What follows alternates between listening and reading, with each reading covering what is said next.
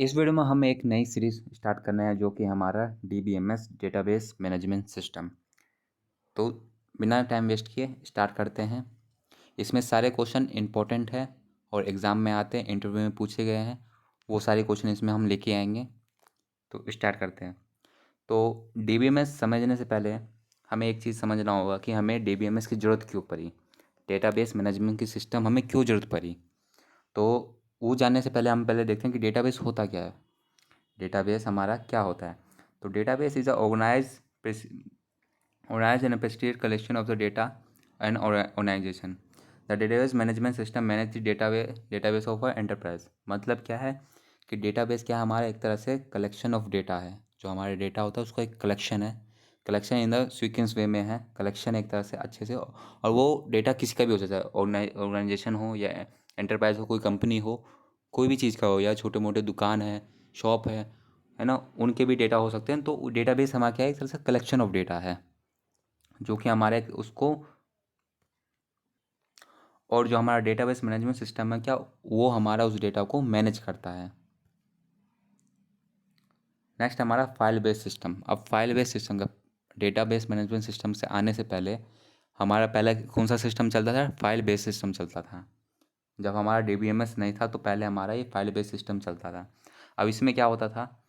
The file based system is basically way to arrange the file in storage medium like a hard disk. मतलब क्या है कि हमारा जो डेटा होता है वो अरेंज किया जाता है एक फाइल के फॉर्म में। फाइल में डेटा होता था, वो हमारे स्टोरेज डिवाइस में होता है, जो हमारा हार्ड डिस्क होता है उसके अंदर डेटा हुआ करता था। अब क्या है इसमें? File system organize the file and help in retrieval of the file when they are required. File system क्या है? हमारा जो फाइल होता है वो हमारे स्टोरेज डिवाइस में स्टोर रहता है, और जब हमें ज़रूरत पड़ती है हम उस फाइल को एक्सेस करते हैं। अब इसमें क्या है? File system consider different file which group into directories. मतलब अलग अलग जो फाइल होते हैं उनको हम एक डायरेक्टरी में करते हैं, एक तरह से फोल्डर में डाल देते हैं। जैसे बहुत सारे मल्टीप्लाई फाइल होते हैं उनका हम एक फोल्डर बना देते हैं, वैसे की फॉर्म में हार्ड डिस्क में डेटा रहता है। और इसमें हम फाइल सिस्टम में कुछ बेसिक ऑपरेशन भी कर सकते हैं, जैसे कि फ़ाइल को मैनेज करना हो, या फाइल का नाम डालना हो, या फाइल का एक्सेस लेना हो, उसके कुछ रूल्स हैं, वो सब इसमें हम कर सकते हैं, बेसिक ऑपरेशन जैसे होते हैं। नेक्स्ट हमारा, अब जो हमारा फाइल बेस्ड सिस्टम था उसके हमारे कुछ लिमिटेशन थे तभी हमारा DBMS आया। नहीं तो लिमिटेशन नहीं होता तो DBMS हमारा क्यों आता, वो इतना अभी ज़्यादा पॉपुलर क्यों होता। तो वही हमारे कुछ लिमिटेशन है, वो हमें जानना भी ज़रूरी है, क्या हमारे लिमिटेशन थे जिसके कारण DBMS सिस्टम आया। तो पहला हमारा डेटा रिडंडेंसी था। मतलब कि इसमें क्या है, डुप्लीकेट डेटा होने के बहुत ज़्यादा चांसेस है, डुप्लीकेट डेटा इसमें होता था, और उन सब के बीच में रिलेशनशिप इस्टेब्लिश करना मुश्किल हो रहा था। मतलब जो डेटा होता है हमारा, उन दोनों के बीच में रिलेशन, कुछ लिंक होता है, वो नहीं हो पा रहा था सही से, उसकी कमी हो रही थी कि डेटा हम एक दूसरे से रिलेट नहीं कर पा रहे थे। दूसरा है डेटा इनकन्सिस्टेंसी। इसमें क्या है, इसमें मल्टीपल कॉपी ऑफ डेटा, मतलब जो हमारे जो डेटा है उसके बहुत सारे कॉपीज़ बन जा रहे थे। कॉपी मतलब जैसे एक डेटा डाल दिया है ना, अब वो हमें पता नहीं कि वो डेटा है कि नहीं, तो हमने दोबारा वो उसके डेटा बना दिए, तो ऐसे मल्टीपल कॉपीज़ बन जाते थे डेटा की। तो वो हमारा फिर डेटा एक्सेस करने में प्रॉब्लम आ रही थी, कौन सा डेटा करेक्ट है कौन सा इनकरेक्ट है। Difficult to access data. अब बहुत सारे फाइल हो जाते थे, अब बहुत सारे फाइल के कारण हम डेटा सही से एक्सेस नहीं कर पा रहे थे कि कौन सा डेटा कहाँ होगा। डेटा एक्सेस करने में टाइम भी लग रहा था, क्योंकि वहाँ पर क्या है, सीक्वेंस में फाइल अरेंज है। तो हम, अगर हमें कोई भी फाइल एक्सेस करनी हो तो हमें एक सीक्वेंस फॉलो करना होता था, तो हमारा फाइल को एक्सेस करने में थोड़ी परेशानी हो रही थी। That's an integrity problem. इसमें क्या है, data in the database must be correct और इनकंसिस्टेंट। मतलब इंटीग्रिटी प्रॉब्लम क्या है, इसमें जो जो हमारा डेटा होता है डेटाबेस में वो हमारा करेक्ट नहीं जा रहा था, कंसिस्टेंट नहीं था, एक प्रॉपर वे में नहीं हो पा रहा था डेटा, वो किस में, फाइल बेस्ड सिस्टम में। देन है सिक्योरिटी प्रॉब्लम होगा, क्योंकि इसमें डेटा सही से करेक्ट नहीं जा रहा था, इनकन्सिस्टेंट था, डेटा डुप्लीकेट था, तो सिक्योरिटी प्रॉब्लम था इसमें। नेक्स्ट है कॉन्करेंसी इश्यू। क्या file based system are not able to efficient manage request from the multiple user and application. जो हमारा फाइल बेस्ड सिस्टम था वो मैनेज नहीं हो पा रहा था, किस कारण? क्योंकि यहाँ पर मल्टीपल यूज़र है ना, उसको एक्सेस नहीं कर पा रहे थे। मल्टीपल यूज़र के लिए नहीं, था एक फाइल सिस्टम है तो उस पर एक ही बंदा एक्सेस कर पा रहा था, मल्टीपल यूज़र नहीं कर पा रहे थे एक टाइम पे। Slow performance. अब ये सब होने के कारण डेटा हमारे सीक्वेंस में है, तो हमारा परफॉर्मेंस स्लो होगा, हमें डेटा एक्सेस करना उसमें टाइम लगेगा, क्योंकि एक सीक्वेंस फॉलो कर रहा है। अगर हमारा डेटा जो 1000 नंबर पे है तो हमें 1 से लेकर 1000 तक जाना पड़ेगा, तब हमारे पास 1000 बार डेटा आएगा। तो इस कारण हमारा परफॉर्मेंस स्लो हो रहा था।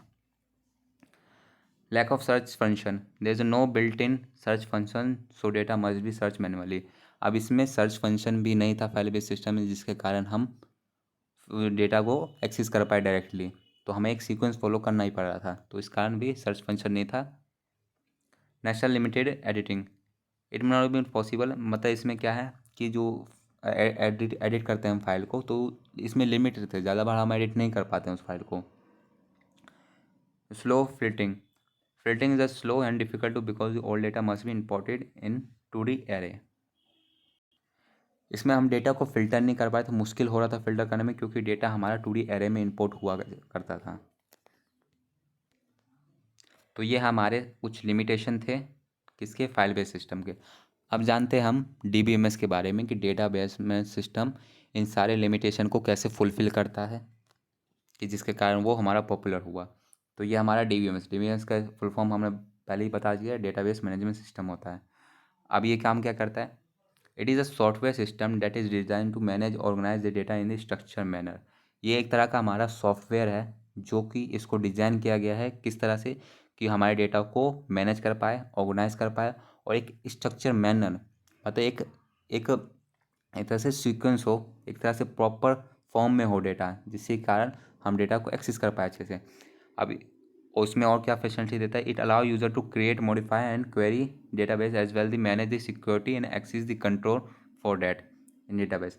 क्या है, यूज़र को डेटाबेस क्रिएट कर सकता है, मॉडिफाई कर सकता है, क्वेरी चला के डेटाबेस को मैनेज कर सकता है, सिक्योरिटी भी देता है हमें, एक्सेस भी फास्ट होता है इसमें, ठीक है। डेटाबेस में ही सारे हमारे फैसिलिटी देते हैं जो हमारे फाइल बेस सिस्टम में नहीं था। Database provide the environment to store and retrieve data in the convenient and efficient manner. क्या डेटाबेस हमारा क्या है, एक ऐसा एनवायरनमेंट क्रिएट करके देता है जिसके कारण हम डेटा को एफिशिएंट मैनर में एक्सेस कर पाए, फास्ट एक्सेस कर पाए। नेक्स्ट अब डेटाबेस के कुछ फीचर्स हैं। फीचर क्या क्या हैं, डेटा मॉडलिंग, आप डेटाबेस में हम मॉडलिंग कर सकते हैं। मॉडलिंग टाइप, डेटाबेस हमें कुछ टूल्स प्रोवाइड करता है जिसकी मदद से हम उसको क्रिएट कर सकते हैं, मॉडिफाई कर सकते हैं डेटा को, डेटा मॉडल को हम क्रिएट कर सकते हैं।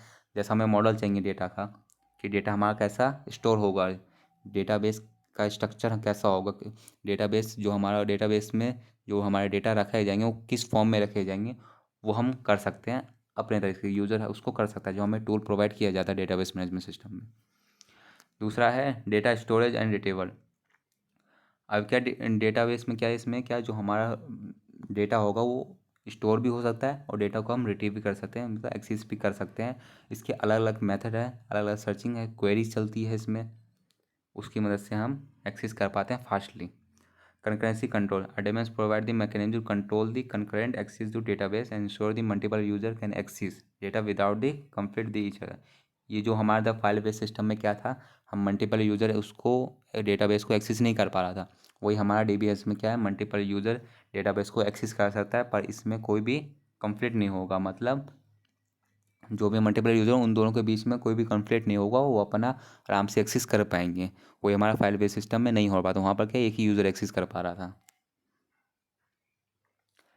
डेटा इंटीग्रिटी एंड सिक्योरिटी, अब इसमें सिक्योरिटी भी है, डेटा हमारा सिक्योरली स्टोर है डेटाबेस में, हमारा सिक्योरिटी कंस्टेंट होता है, कुछ रूल्स बनाए गए, कुछ ऐसा सिक्योरिटी बनाया गया है जिससे कि हमारा डेटा अच्छे से सेफ रहेगा। देन बैकअप एंड रिकवरी, अब हमारा डेटा को भी DBMS क्या करता है, हमारे डेटा को बैकअप का भी ऑप्शन देता है, कि हमारा डेटा बाई चांस लॉस हो जाए तो बैकअप हम उसको कर सकते हैं। अगर हमें कोई भी सिस्टम फेलियर हो जाता है, सिस्टम कोई भी फेल हो जाए तो हम अपने डेटा को बैकअप कर सकते हैं, रिकवर कर सकते हैं डेटा, डेटा हमारे इसमें लॉस नहीं होगा।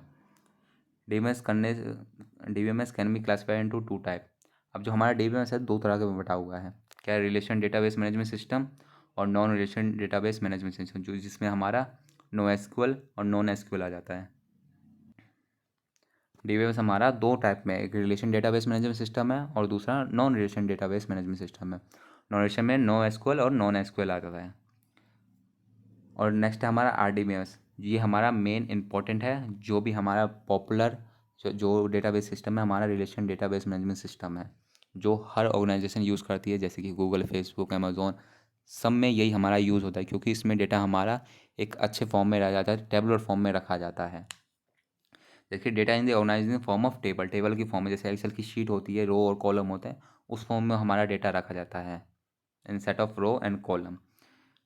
और इसमें क्या, data are related to each other through the primary and foreign key. अब डेटा क्या है हमारा, एक दूसरे से कैसे लिंक होता है, एक प्राइमरी की होती है, वो हम नेक्स्ट जानेंगे, प्राइमरी क्या होता है, फॉरेन की क्या होता है, उसकी मदद से एक दूसरे से रिलेट होते हैं, जिससे कि हमारा डेटा एक्सेस करने में ज़्यादा हेल्पफुल होता है और करेक्ट एक्सेस कर पाते हैं, करेक्ट डेटा इनपुट कर पाते हैं हम। अब नो एसक्यूएल की भी फीचर देता है। नो एसक्यूएल क्या होता है, नो एसक्यूएल में डेटा हमारा क्या है, होता है की वैल्यू पेयर में होता है, टेबुलर फॉर्म में नहीं होता है, इसमें की वैल्यू का पेयर होता है। डिक्शनरी में पढ़ा होगा आपने, की वैल्यू पेयर होते हैं, उसकी फॉर्म में डेटा रखा जाता है। इसका document, graphs and column based data होते हैं इसमें।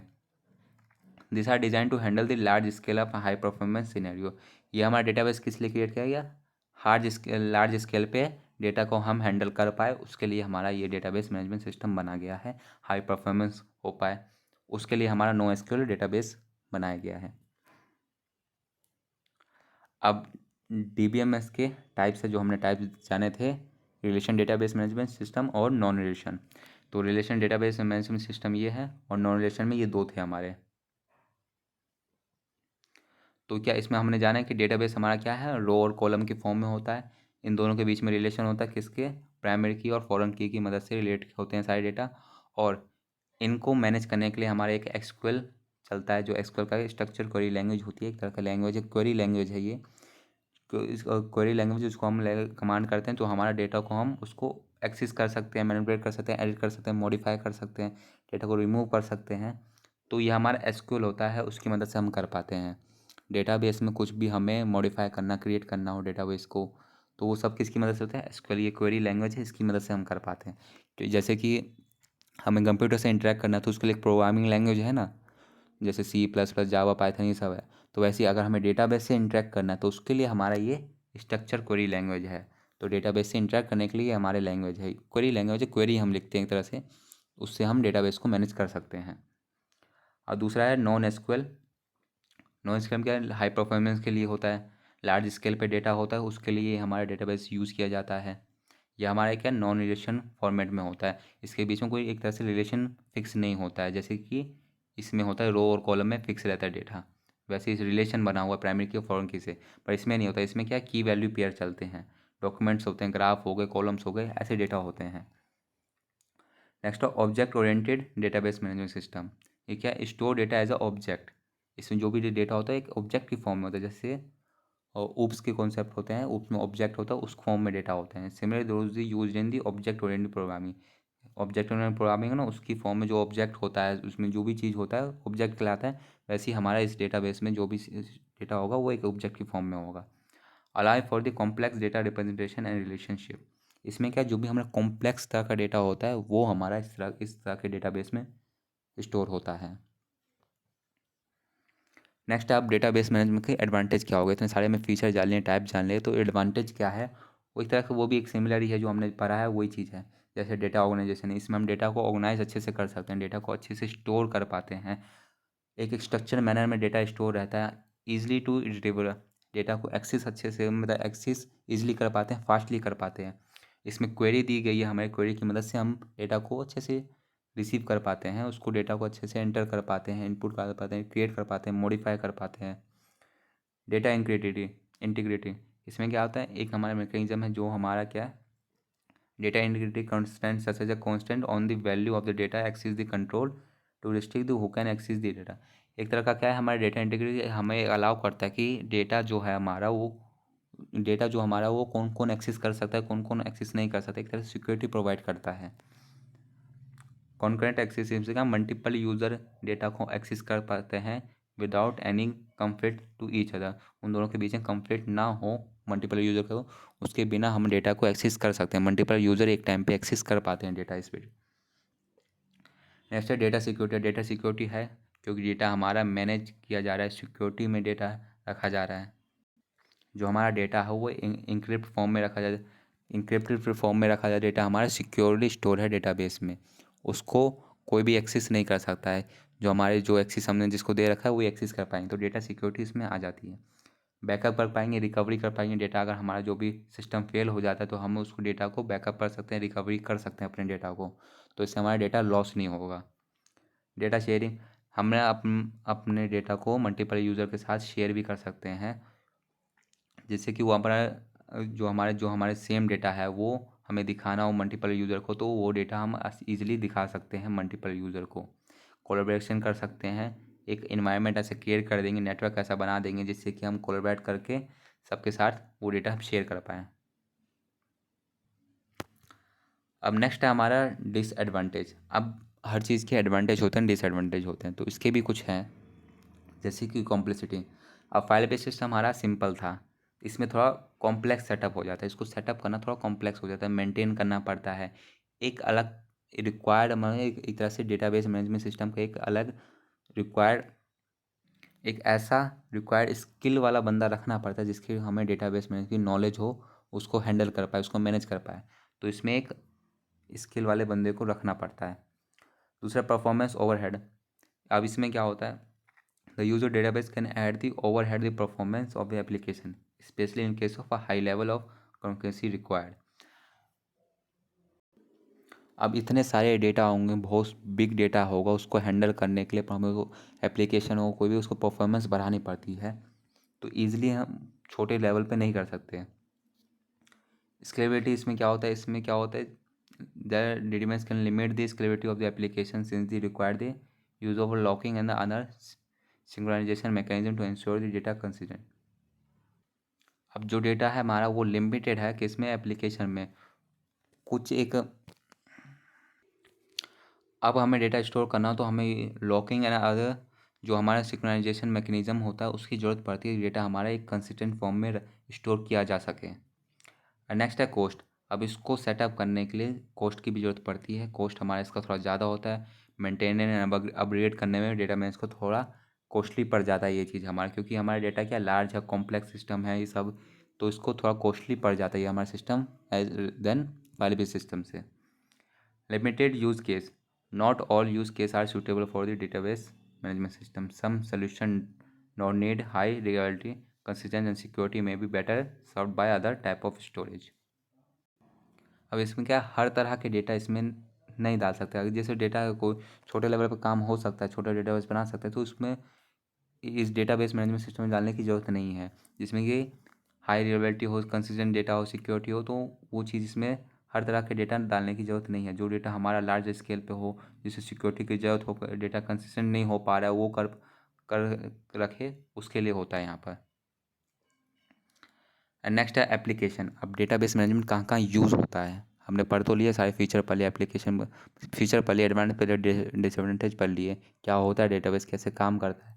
अब एप्लीकेशन कहाँ कहाँ यूज़ होता है, जैसे एंटरप्राइज इन्फॉर्मेशन। अब एंटरप्राइज जैसे कि सेल्स हो गया, अकाउंटिंग हो गया, ह्यूमन रिसोर्स हो गया डिपार्टमेंट, मैन्युफैक्चर हो गया, ऑनलाइन रिटेलर कोई भी हो, उन सब में ये हमारा डेटाबेस मैनेजमेंट सिस्टम यूज़ करते हैं। देन है banking and finance system. Banking और फाइनेंस सिस्टम में जो हमारा होता है वो डेटाबेस मैनेजमेंट सिस्टम ही यूज़ करते हैं।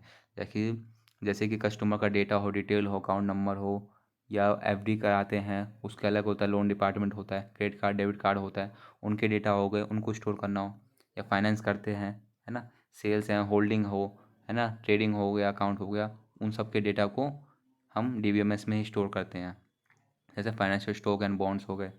यूनिवर्सिटी, अब कोई भी यूनिवर्सिटी हो गई, स्कूल हो गया, उन समय में जो डेटाबेस मैनेजमेंट होता है यही यूज किया जाता है। जैसे स्टूडेंट के इंफॉर्मेशन रिकॉर्ड करना, स्टाफ के इंफॉर्मेशन रिकॉर्ड करना, स्कूल के इंफॉर्मेशन रिकॉर्ड करना हो, वो सब हमारा डीबीएमएस में ही करते हैं।